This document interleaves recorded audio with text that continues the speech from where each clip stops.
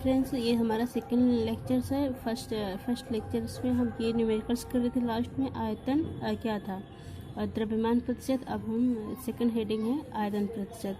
अगर आप लोग को मेरी वीडियो अच्छी लगती हो, समझ में आ रही हो थोड़ी बहुत, तो प्लीज़ कमेंट करिए, बताइएगा कि हाँ हम कैसा पढ़ाए हैं, समझ में आया कि नहीं आप सब लोग को। तो देखिएगा, आयतन प्रतिशत वॉल्यूम परसेंटेज V/B से प्रदर्शित करते हैं, ठीक है। उसमें द्रव्यमान प्रतिशत W वेट होता है ना, वॉल्यूम होता है, तो वॉल्यूम है मतलब कि V/B है। तो किसी विलयन के 100 ml में उपस्थित विलय की मिली में संख्या को उस विलयन की आयतन प्रतिशत कहते हैं, या फिर किसी विलयन के 100 मिली में घुलित विलय की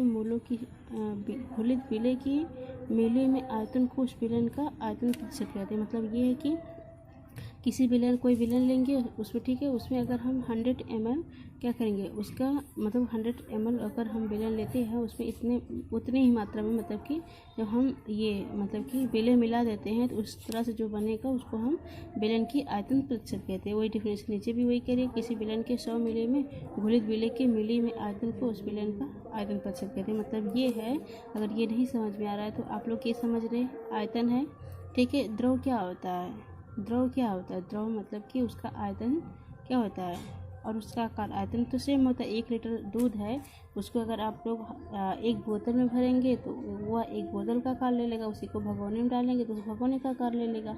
इसलिए ऐसा हम कहते हैं ना कि विलयन का जो आयतन होता है वह निश्चित होता है, मतलब कि 1 लीटर तो वह 1 लीटर ही है, बट उसका जो हम जिस आकार में ढालना चाहेंगे उस आकार में ढल जाएगा।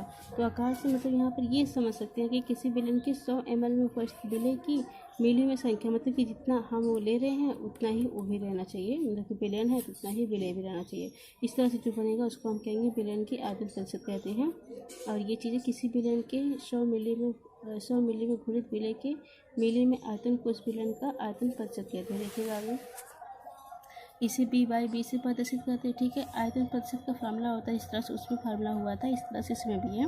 तो आयतन प्रतिशत बराबर होता है विलय का आयतन बटे विलयन का आयतन इंटू 100। यहाँ पर ml में इसको हम मापते हैं, ठीक है। तो यहाँ पर क्वेश्चन एक है, 20 मिली एथेनॉल 160 ml जल में घुला हुआ है, एथेनॉल का आयतन प्रतिशत ज्ञात करें। तो फिर क्वेश्चन में हमारा खुद दिया है ना, विलय का मतलब विलय क्या है, विलय एथेनॉल है, क्योंकि इसकी मात्रा कम है, मतलब कि विलय है। तो एथेनॉल का आयतन कितना दिया है, 20 ml दिया है, और विलायक हमारा क्या 160 ml है। तो विलायक मतलब कि जल है, मतलब कि H2 का आयतन 160 हो गया। तो हमें पता है जिस तरह से उसमें हम बताए थे, यहाँ पर द्रव्यमान करेंगे तो यहाँ द्रव्यमान हो जाएगा, यहाँ द्रव्यमान हो जाएगा, बट यहाँ विलयन है, यहाँ विलय होगा, यहाँ विलायक होगा, ठीक है।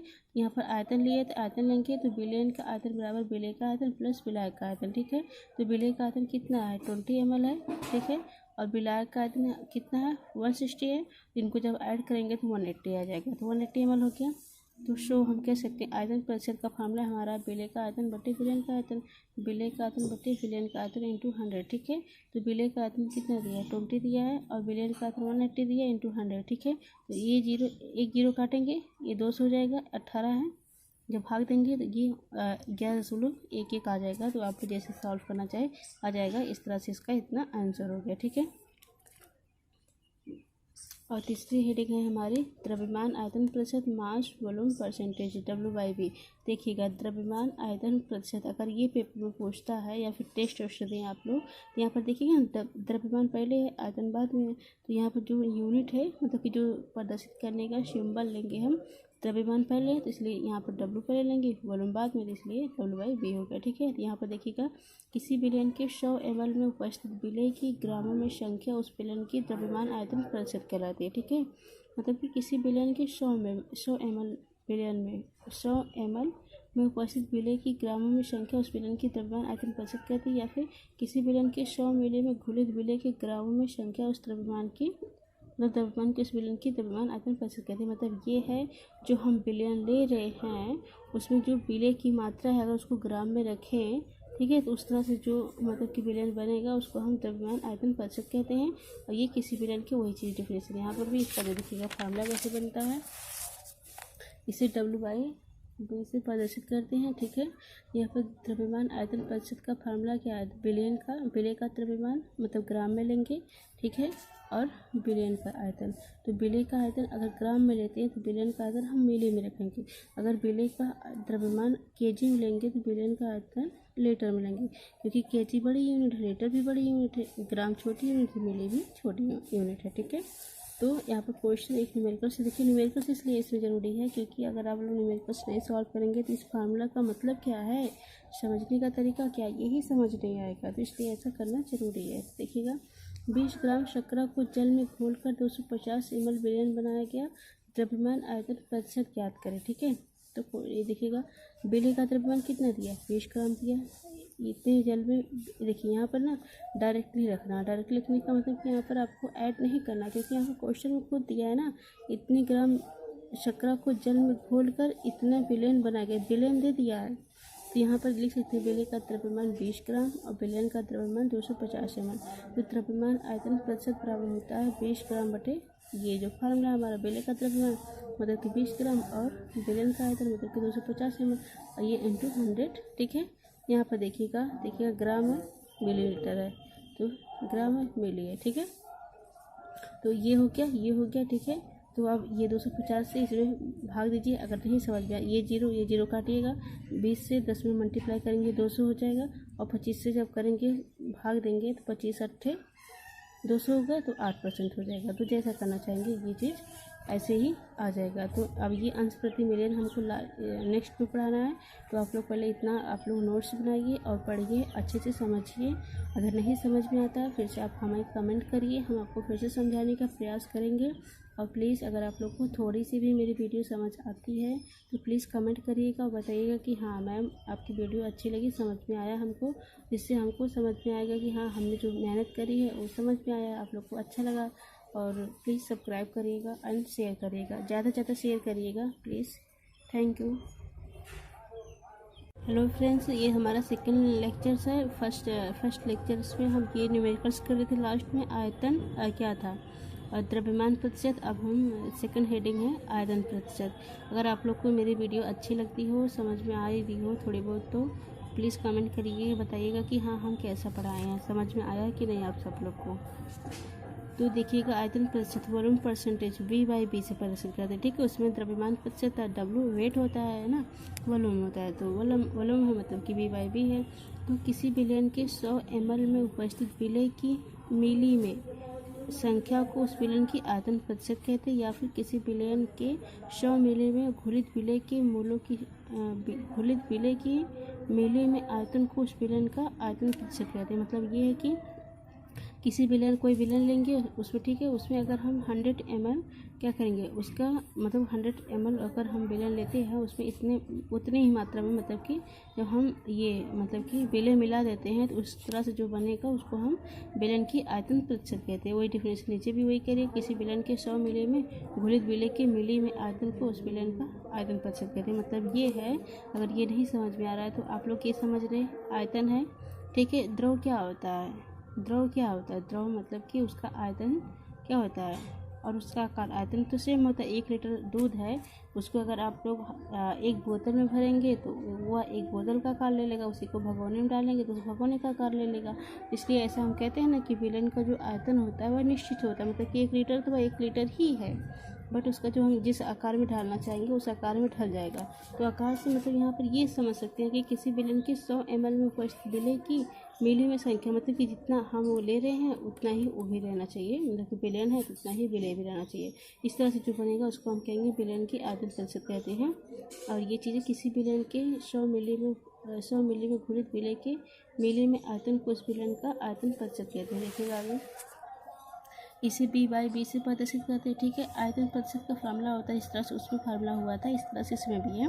तो आयतन प्रतिशत बराबर होता है विलेय का आयतन बटे विलयन का आयतन इंटू 100। यहाँ पर ml में इसको हम मापते हैं। ठीक है, तो यहाँ पर क्वेश्चन एक है, 20 मिली एथेनॉल 160 ml जल में घुला हुआ है, एथेनॉल का आयतन प्रतिशत ज्ञात करें। तो फिर क्वेश्चन में हमारा खुद दिया है ना, विलेय का मतलब विलेय क्या है, विलेय एथेनॉल है, क्योंकि इसकी मात्रा कम है, मतलब कि ये विलेय है। तो एथेनॉल का आयतन कितना दिया है, 20 ml दिया है, और विलायक हमारा क्या 160 ml है। तो विलायक मतलब कि जल है, मतलब कि H2 का आयतन 160 हो गया। तो हमें पता है जिस तरह से उसमें हम बताए थे, यहाँ पर द्रव्यमान करेंगे तो यहाँ द्रव्यमान हो जाएगा, यहाँ द्रव्यमान हो जाएगा, बट यहाँ विलयन है, यहाँ विलय होगा, यहाँ विलायक होगा। ठीक है, यहाँ पर आयतन लिए तो आयतन लेंगे तो विलयन का आयतन बराबर विलय का आयतन प्लस विलायक का आयतन। ठीक है, तो विलय का आयतन कितना है 20 ml है। ठीक है, और विलायक का आयतन कितना है 160 है। इनको जब ऐड करेंगे तो 180 आ जाएगा, तो 180 ml हो गया।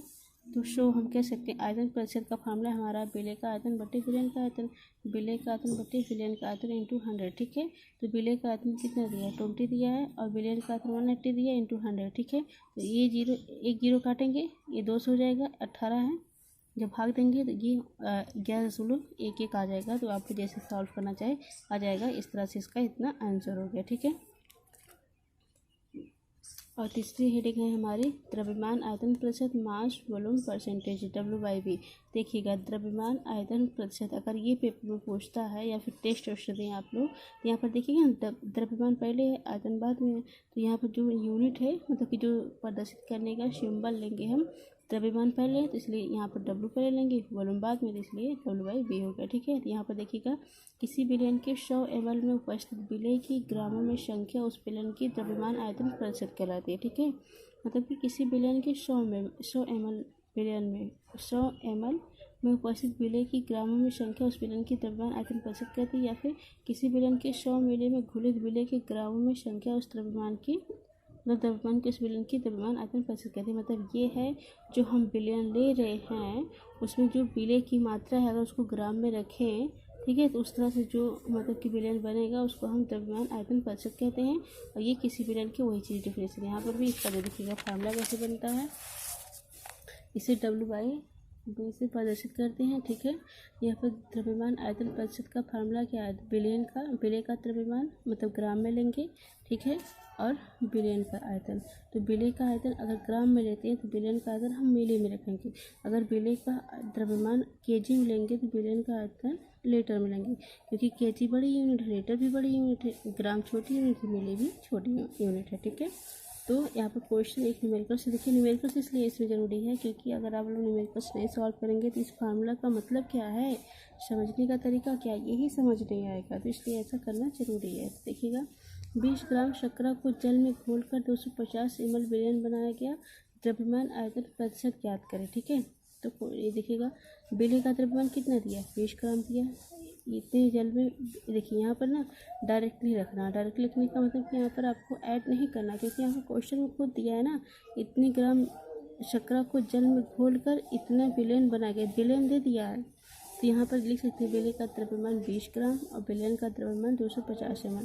तो द्रव्यमान आयतन प्रतिशत बराबर होता है 20 ग्राम बटे ये जो फार्मूला हमारा विलय का द्रव्यमान मतलब कि 20 ग्राम और विलयन का आयतन मतलब कि 250 ml और ये इंटू 100। ठीक है, यहाँ पर देखिएगा ग्राम है मिलीलीटर है, तो ग्राम है मिली है। ठीक है, तो ये हो गया। ठीक है, तो अब ये 250 से इसमें भाग दीजिए। अगर नहीं समझ में आया ये जीरो काटिएगा, 20 से 10 में मल्टीप्लाई करेंगे 200 हो जाएगा, और 25 से जब करेंगे भाग देंगे तो 25 अट्ठे 200 होगा, तो 8% हो जाएगा। तो जैसा करना चाहेंगे ये चीज़ ऐसे ही आ जाएगा। तो अब ये अंश प्रति मिलियन हमको नेक्स्ट में पढ़ाना है।